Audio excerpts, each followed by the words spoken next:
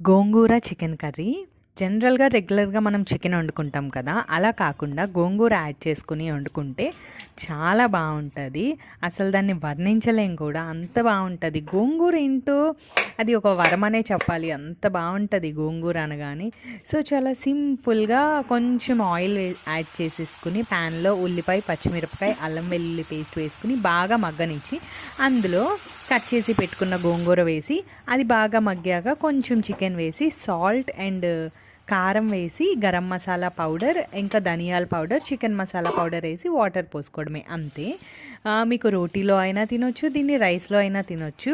చాలా దగ్గరికి వచ్చే వరకు ఉంచేసుకుంటే ఒక టేస్ట్ వస్తుంది, కొంచెం వాటరిష్గా ఉంచుకుంటే ఒక టేస్ట్ వస్తుంది అనమాట. ఈ కర్రీ అప్పుడు వండుకున్న దానికన్నా నెక్స్ట్ రోజు కానీ లేకపోతే ఆ రోజు ఈవినింగ్ కానీ తింటే టేస్ట్ అయితే ఇంకా అసలు చాలా బాగుంటుంది. నాకైతే చాలా చాలా ఇష్టమైన కర్రీ.